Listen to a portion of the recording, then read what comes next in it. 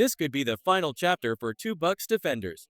One's fighting for respect, the other's fighting to stay on the team.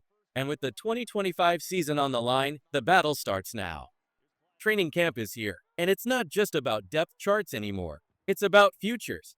Tampa Bay's defense is walking into 2025 with more questions than answers, and it all starts at one of the most important spots on the field, cornerback. Right now, all eyes are locked on a battle that could shape the Bucks' entire secondary for years. Jamel Dean versus Zion McCollum. This isn't just a typical camp competition. This is a career-defining moment.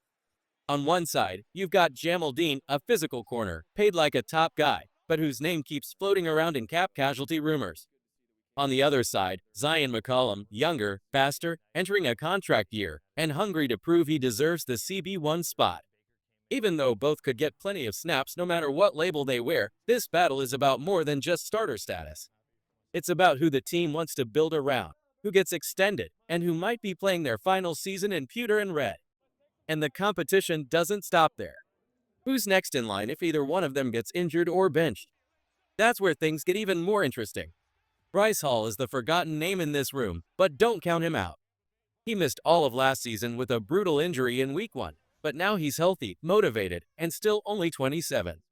This is a second chance he can't afford to waste. If he shows out in camp, he could push his way back into the picture. Then there's Kindle Vilder, who is more of a nickel build, but he might be in the mix outside too depending on how reps shake out. And let's not forget Jacob Parrish. He's one of the most intriguing wildcards in camp. Is he an outside guy? A nickel? A hybrid? No one knows yet, but he'll be getting looks across the board. And there's one more name you need to remember. Benjamin Morrison. No, he's not officially on the roster yet, but if the Bucks get a deal done with him, he could be the rookie who throws this entire cornerback room into chaos. So Bucks fans, we want to hear from you. Who wins the CB1 battle, Dean or McCollum? And which sleeper do you think takes that CB3 spot? Drop your predictions in the comments and rate your confidence in this secondary heading into 2025 on a scale of 1 to 10. Let's get this debate going. The Bryce Hall versus Benjamin Morrison battle? That one could come down to a single preseason snap. Hall has been here before. He knows the scheme. He's been through the wars. But Morrison, he's the shiny new weapon, a rookie with something Hall doesn't have anymore, momentum. And for that third outside cornerback role, it's a true one-on-one showdown. The loser of that battle doesn't walk away empty-handed, but he does become your emergency depth. And in today's NFL, that can be the difference between spotlight and obscurity. Now, here's the thing. Quarterback rooms aren't just about starters. They're about survivors.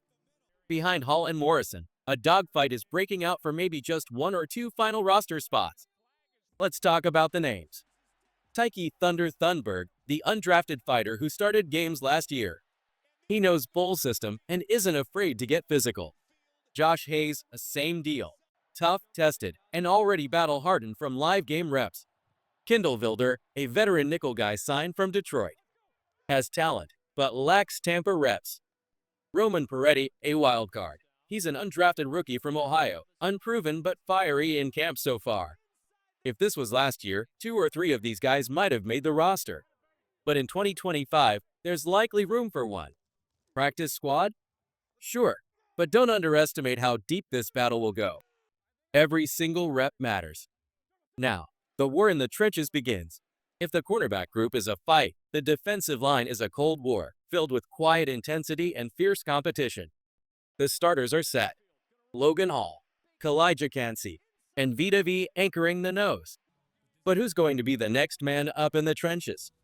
That job, the first rotational lineman, is going to come down to Greg Gaines and Elijah Roberts. Gaines is the veteran, dependable, steady, experienced. But Roberts? He's a 5th-round rookie out of SMU, and the coaching staff is already buzzing about his burst off the line and violent hands. It's not just about talent, it's about timing. Who responds better to in-game chaos? Who adjusts faster when the offense shifts formations? Gaines has the mind. Roberts might have the motor. And whoever loses this battle, he slides into the 5th spot. Not bad, but not ideal. Then comes the back half of the depth chart, the defensive lineman H6 battle, and it's wide open. Eric Banks and CJ Brewer are flashy in spurts, but inconsistent. Adam Gotsis, a true veteran. Smart, experienced, and tough, but his ceiling might be capped.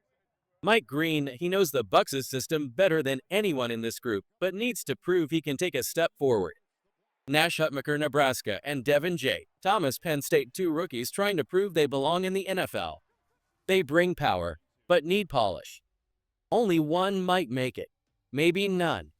But you can bet these guys will be throwing everything they have into every single rep, because for most of them, this is their only shot. Bucks Nation, time to weigh in again.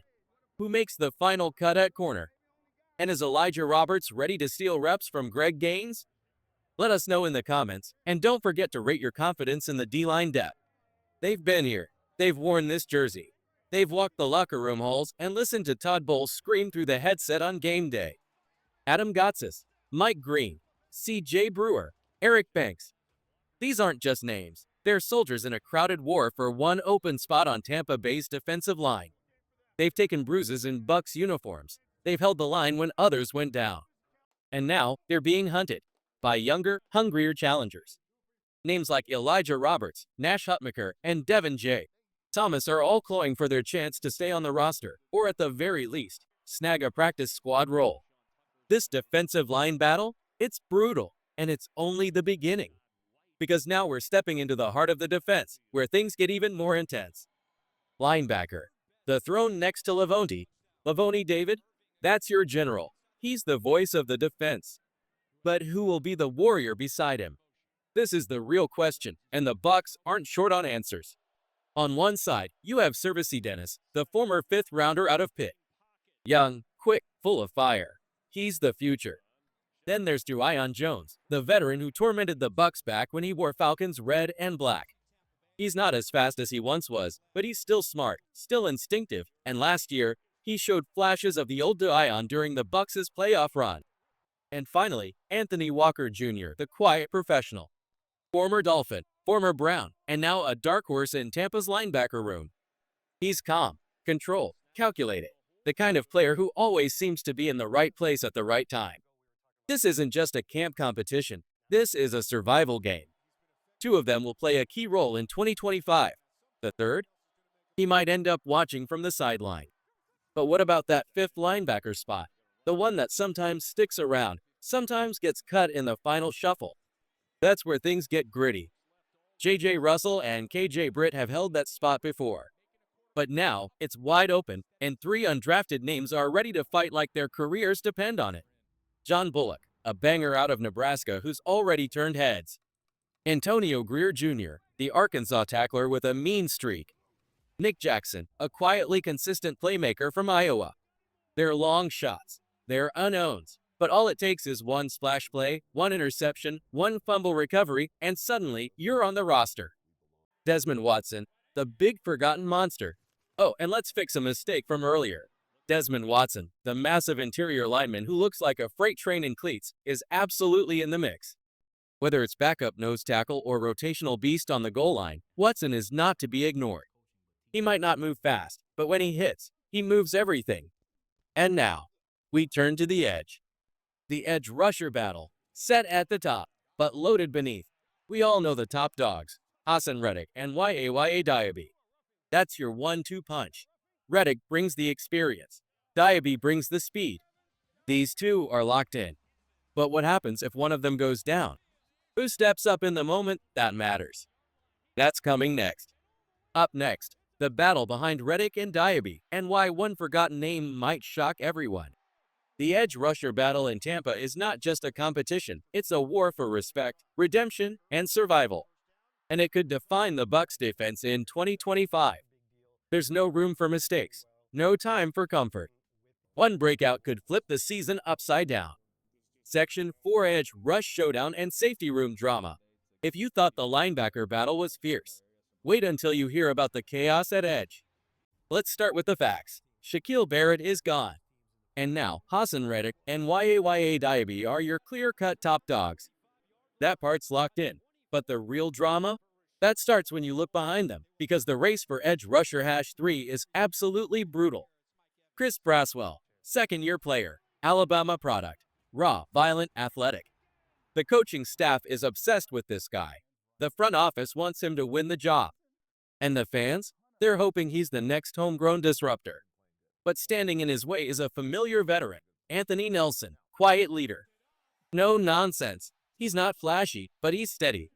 In fact, Yaya Diaby once called him a second coach on the field. That's the kind of trust you can't teach. So what does that mean? It means Braswell versus Nelson is going to be one of the most physical, high-stakes training camp battles of the summer. Whoever wins that job becomes the first man off the bench in high-leverage situations. Now, let's say Braswell wins. Then what happens to Nelson? That's where David Walker enters the picture. Central Arkansas kid. Hungry. Explosive. Sleeper name, but don't sleep on him. He could leapfrog into Edge Hash 4 with a strong preseason. He's one dominant rep away from getting noticed. And if Tampa Bay decides to carry 6 edge rushers, the final slot could go to one of these 3. Jose Ramirez, former late-round pick with upside. Marquis Watts, been in the system, knows the playbook. Warren Peoples, the wild card. These 3 aren't just fighting for a roster spot, they're fighting to stay in the NFL. That 6th spot could mean the difference between Sunday lights and the practice squad. Safety room, loaded, but not settled. Now let's talk about safety. This room is a mystery, and not in a bad way. It's packed with potential. Antoine Winfield Jr. is your rock. No debate. He's your defensive quarterback. Lock him in. Right beside him, that job's still up for grabs. It should be Tyke Smith, and right now, he's the favorite to line up as the second starting safety. But don't ignore Christian Izien. The guy made plays last year and has the trust of the locker room. That gives you 3 names at the top. Winfield Jr., Tyke Smith, Christian Izien. Izien may start, or he might be the first safety off the bench. Either way, he's going to see the field, and after him, things get wild. For the 4th and possibly 5th safety spot, the Bucs have a full-on cage match brewing. Kevin Merriweather started games last season. Marcus Banks flashes range and toughness. J.J. Roberts, young, smart, physical. Shiloh Sanders, yes, Diane's son. Loud, confident, and wants to prove he's not just a name. Rashad Wisdom, the underdog of the group, but plays with heart. The staff has a good problem. Too many capable safeties. But there's only so much room, and if you make the wrong choice, one of these guys is going to get scooped up by another team and haunt you later. Nickel corner? It's a starting job now. Let's not forget the nickel cornerback role. This isn't just a rotational position anymore. This is a starting job in today's NFL. And once again, Christian Izien finds himself in the mix. He's the favorite. But if someone else flashes in camp or preseason, don't be surprised if this becomes a last-minute switch heading into Week 1. The Bucs will need someone who can cover fast slots, tackle in space, and blitz off the edge, all in one role. Final thought. Tampa Bay's defense is loaded with tough decisions and hungry young talent. These battles are going to shape the entire identity of this team in 2025. And if they get it right, this defense could surprise everyone. Who's winning these battles? Who are you rooting for? Drop your picks in the comments and rate your confidence in this Bucs defense from 1 to 10. Let's talk football. This is where things get wild. If there's one position that might turn into an all-out war during Bucs training camp, it's the nickel corner spot. Let's start with the safeties fighting for backup roles, guys like Kevin Merriweather and Shiloh Sanders. Both of them bring that old-school smash-mouth energy, big hitters, fearless in traffic. If Todd Bowles wants muscle in the middle of the field, these two are going to bring it. Now, technically, Marcus Banks is built the same way, but he's made it clear he's training at nickel corner. So we're moving him into the next tier of chaos. And this is where the battle heats up. Because when it comes to the starting nickel job, it's a storm of names flying into the conversation. Rashad Wisdom? Absolutely. The guy's instincts are razor sharp, and he plays bigger than he looks. J.J. Roberts? Todd Bowles himself named him as a real contender, and when your head coach speaks your name, you're no background extra. But the favorite right now might be Christian Izien. He's probably the team's 3rd safety, but he's also taking serious snaps at nickel. That kind of versatility makes him dangerous and hard to keep off the field. And we're not even done yet. Marcus Banks, as we said, is locked into this competition. But now enter the wild card, Kindle Vilder. He's got NFL experience, he's got speed, and he could easily slide inside. And don't sleep on Jacoby Parrish either. He's been flashing in early drills and could force his way into the fight. That's 6 guys, 6, throwing everything on the table for one starting job. And the Bucks can only keep so many of them. Do they roll with one starter and stash a backup nickel on the practice squad? Do they keep two on the active roster and rotate based on matchups? Or does someone unexpected, maybe Tyke Smith, slide into the role as a surprise option? So many possibilities. And that's why this is one of the most fascinating, most unpredictable battles in camp. No more scripted roles, no more safety nets. One job, 6 hungry players, and a roster spot that could change someone's career.